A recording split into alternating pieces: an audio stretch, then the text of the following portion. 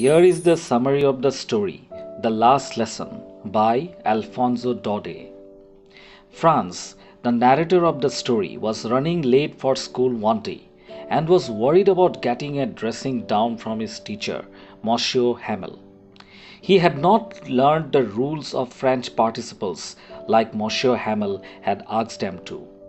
As Franz hurried to school, he noticed a crowd in front of the village's bulletin board. Since he was already late for school, Franz did not stop to read the news. When he reached school, Franz could not hear the usual bustling sounds heard at the beginning of a school day. The stillness worried Franz even more, as he had hoped to sleep in unnoticed in the commotion. Franz entered the classroom embarrassed and afraid, but was surprised when Monsieur Hamel kindly asked him to take his seat. It was only after he sat down that Franz noticed that Monsieur Hamel was dressed in clothes that he wore only on important days like inspection or prize days. There was a strange solemnness in the air.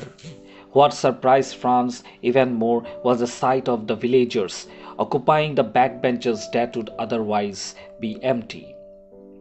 As Franz wondered what was happening, Monsieur Hamel informed them in a grave tone that this would be their last French lesson.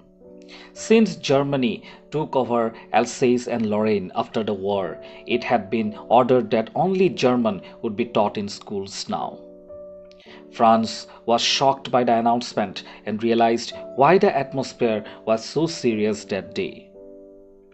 He was filled with regret and wished that he had paid more attention to his studies instead of fooling around.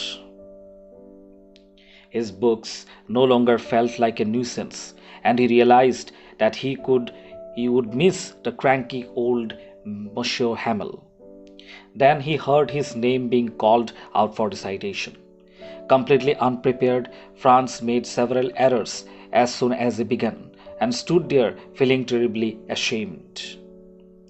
Again, instead of scolding Franz, Monsieur Hamel spoke about the general tendency in the village to put off learning.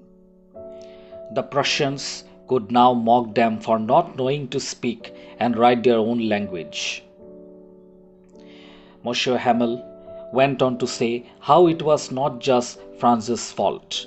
Franz's parents were guilty too, for they preferred that he work on a farm or at a mill than attend school.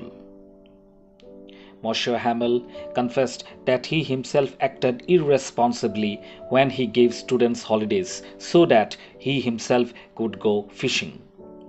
Monsieur Hamel then spoke about how French was the most clear and logical language and how they must guard the language.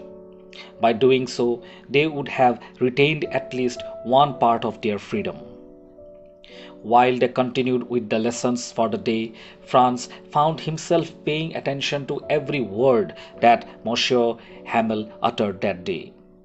Monsieur Hamel too taught with a zeal like never before. At one point, Franz looked up from his work and saw Monsieur Hamel gazing at everything as if he was trying to make a mental photograph of everything that he could see. It was a deeply emotional moment for Monsieur Hamel to leave behind 40 years of hard work.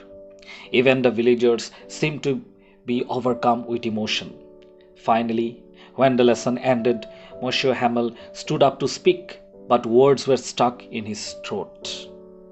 He only managed to write "Vive la France" on the blackboard and dismissed the class with a wave of his hand.